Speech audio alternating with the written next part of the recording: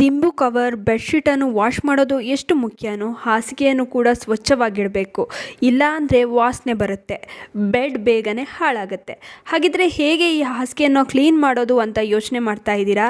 ಇಲ್ಲಿದೆ ನೋಡಿ super tips.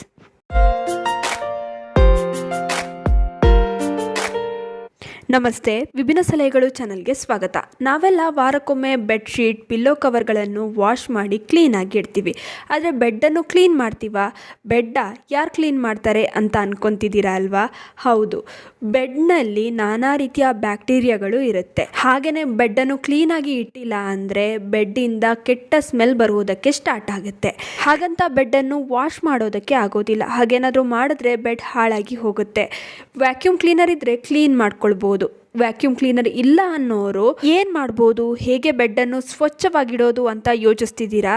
ಇವತ್ತು ನಾವು ಅದನ್ನು ನಿಮಗೆ ತಿಳಿಸ್ಕೊಡ್ತೀವಿ. ಈ ರೀತಿ ನೀವು ಬೆಡ್ಡನ್ನು ಕ್ಲೀನ್ ಮಾಡಿದ್ರೆ ಬೆಡ್ನಲ್ಲಿ ಚೂರು ಬ್ಯಾಡ್ ಸ್ಮೆಲ್ ಇರೋದಿಲ್ಲ, ಬೆಡ್ ಕ್ಲೀನ್ ಆಗುತ್ತೆ. ಬನ್ನಿ ಹಾಗಾದರೆ ಈ ಸೂಪರ್ ಟಿಪ್ಸ್ನ ನೋಡ್ಕೊಂಬರೋಣ. ನೋಡಿ, ನಾನಿವಾಗ ಈ ಹಾಸಿಗೆನ ಕ್ಲೀನ್ ಮಾಡಿ ತೋರಿಸ್ತೀನಿ. ಸ್ವಲ್ಪ ಅಡುಗೆ ಸೋಡಾನ ತೊಗೊಳ್ಬೇಕು. ಅಡುಗೆ ಸೋಡಾನ ಏನು ಮಾಡಬೇಕು ಅಂದರೆ ಈ ಬೆಡ್ ಮೇಲೆ ಈ ರೀತಿಯಾಗಿ ಹಾಕ್ಕೊಳ್ಬೇಕು. ಪೂರ್ತಿ ಬೆಡ್ಡಿಗೆ ಹೀಗೆ ಹಾಕ್ಬಿಡಿ. ಅಡುಗೆ ಸೋಡಾ ಏನು ಮಾಡುತ್ತೆ ಅಂದರೆ ಬೆಡ್ ಮೇಲಿರುವಂಥ ಬ್ಯಾಕ್ಟೀರಿಯಾಗಳನ್ನ ಕೊಂದು ಹಾಕುತ್ತೆ. ಅಷ್ಟೇ ಅಲ್ಲ, ಬೆಡ್ಡಲ್ಲಿ ಏನಾದರೂ ಬ್ಯಾಡ್ ಸ್ಮೆಲ್ ಇದ್ದರೆ ಅದನ್ನು ಕೂಡ ಇದು ತೆಗೆದು ಹಾಕುತ್ತೆ. ಈ ರೀತಿ ಅಡುಗೆ ಸೋಡಾನ ಪೂರ್ತಿ ಬೆಡ್ ಮೇಲೆ ಹಾಕಿ ಸುಮಾರು 3-4 ಗಂಟೆ ಹಾಗೆ ಬಿಟ್ಬಿಡಿ. ನಂತರ ಕೈಗೆ ಒಂದು ಗ್ಲೌಸ್ ಅಥವಾ ಏನಾದರೂ ಒಂದು ಬಟ್ಟೆಯ ಸಹಾಯದಿಂದ ಈ ರೀತಿ ಈ ಹಾಸಿಗೆ ಮೇಲೆ ಹಾಕಿರ್ತೀವಲ್ಲ ಸೋಡಾ ಪೌಡರ್ನ, ಅವನ್ನೆಲ್ಲ ಈ ರೀತಿಯಾಗಿ ಕ್ಲೀನ್ ಮಾಡ್ತಾ ಬರಬೇಕು. ಈ ರೀತಿ ಪೂರ್ತಿಯಾಗಿ ಕ್ಲೀನ್ ಮಾಡ್ಕೊಳ್ಳಿ. ಎಲ್ಲೂ ಕೂಡ ಸೋಡಾ ಪೌಡರ್ನ ಬಿಡಬೇಡಿ. ನೀಟಾಗಿ ಹೀಗೆ ಒರೆಸ್ಕೊತಾ ಬಂದರೆ ಎಲ್ಲ ಸೋಡಾ ಪೌಡರ್ ಕ್ಲೀನ್ ಆಗಿಬಿಡುತ್ತೆ. ಇದೇನು ಒಂದು 10 ನಿಮಿಷದಲ್ಲಿ ಮುಗ್ದೋಗುತ್ತೆ. ನೀಟಾಗಿ ನೋಡಿ ಹೀಗೆ ಎಲ್ಲ ಸೋಡಾ ಪೌಡರ್ನ ಕೂಡ ಹಾಸಿಗೆಯಿಂದ ತೆಗೆದುಬಿಡಿ. ನೋಡಿ, ಇವಾಗ ಕ್ಲೀನ್ ಆಯಿತು. ಸೋಡಾ ಪೌಡರ್ನ ಎಲ್ಲ ನಾವು ರಿಮೂವ್ ಮಾಡಿದ್ದೀವಿ. ನಂತರ ಒಂದು ಪಾತ್ರೆನ ತಗೊಳ್ಳಿ. ಇದಕ್ಕೆ ಸ್ವಲ್ಪ ನೀರನ್ನ ಹಾಕ್ಕೊಳ್ಳಿ. ಹಾಗೆಯೇ ಒಂದು ಅರ್ಧ ಚಮಚದಷ್ಟು ಸೋಪ್ ಪೌಡರ್ನ ಹಾಕ್ಕೊಳ್ಳಿ. ನಂತರ ಇದನ್ನು ಚೆನ್ನಾಗಿ ಮಿಕ್ಸ್ ಮಾಡಿಕೊಂಡು ಒಂದು ಟೀ ಶರ್ಟ್, ಯಾವುದಾದ್ರೂ ಟೀ ಶರ್ಟ್ ಇದ್ದೇ ಇರುತ್ತಲ್ಲ ನಿಮ್ಮ ಮನೆಯಲ್ಲಿ, ಹಳೇದಾಗಿರುವ ಟೀ ಶರ್ಟ್ನ ಈ ಸೋಪ್ ನೀರಲ್ಲಿ ಅದ್ದಿ.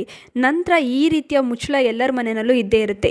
ಈ ದೋಸೆ ಏನಾದರೂ ಮಾಡಬೇಕಾದ್ರೆ ಮೇಲ್ಗಡೆ ಮುಚ್ಚೋದಕ್ಕೆ ಯೂಸ್ ಮಾಡ್ತೀವಲ್ಲ, ಆ ರೀತಿ ಲಿಡ್ನ ತಗೊಂಡು ಅದಕ್ಕೆ ಈ ಟೀ ಶರ್ಟ್ನ ಈ ರೀತಿ ಕಟ್ಕೊಳ್ಬೇಕು. ಹೀಗೆ ನೀಟಾಗಿ ಸ್ವಲ್ಪ ಗಟ್ಟಿಯಾಗಿ ಕಟ್ಕೊಳ್ಳಿ. ನಂತರ ಇದರಿಂದ ನಾವು ಹಾಸಿಗೆನ ಹೀಗೆ ಒರೆಸ್ತಾ ಬರಬೇಕು. ಇದರಲ್ಲಿ ಇವಾಗ ಜಾಸ್ತಿ ನೀರಿಲ್ಲ ನೋಡಿ, ಅದರಿಂದ ನೀಟಾಗಿ ನಾವು ಒರೆಸ್ಕೊಳ್ಬೋದು. ಹಾಗೆಯೇ ಹಾಸಿಗೆ ಕೂಡ ಚೆನ್ನಾಗಿ ಕ್ಲೀನ್ ಆಗುತ್ತೆ. ನೋಡಿ, ಈ ರೀತಿ ನಾವು ಒರೆಸ್ಕೊಳ್ಳೋದ್ರಿಂದ ಹಾಸಿಗೆಗೆ ಜಾಸ್ತಿ ನೀರಾಗೋದಿಲ್ಲ. ಹಾಗೆಯೇ ಹಾಸಿಗೆ ನೀರನ್ನ ಜಾಸ್ತಿ ಎಳ್ಕೊಳ್ಳೋದಿಲ್ಲ. ಹಾಸಿಗೆ ಹಾಳಾಗುವಂತಹ ಭಯ ಕೂಡ ಇರೋದಿಲ್ಲ. ಸೊ ಚೆನ್ನಾಗಿ ಈ ರೀತಿ ಒರೆಸ್ಕೊಂಡ್ರೆ ಸಾಕು. ನೋಡಿ, ನೀವೇ ನೋಡ್ಬೋದು ಎಷ್ಟು ಕೊಳೆ ಹೋಗಿದೆ ಅಂತ. ಹಾಸಿಗೆ ಕೂಡ ಚೆನ್ನಾಗಿ ಕಾಣಿಸ್ತಾ ಇದೆ. ನಂತರ ಇವಾಗ ಇದನ್ನು ಒಂದು ಗಂಟೆ ಅಷ್ಟು ಕಾಲ ಒಣಗೋದಕ್ಕೆ ಬಿಟ್ಬಿಡಿ. ಇಷ್ಟು ಮಾಡಿದ್ರೆ ಸಾಕು. ನಂತರ ಒಂದು ಬೆಡ್ಶೀಟ್ ಕವರ್ನ ಹಾಕಿಬಿಟ್ರೆ ನಿಮ್ಮ ಹಾಸಿಗೆ ರೆಡಿ.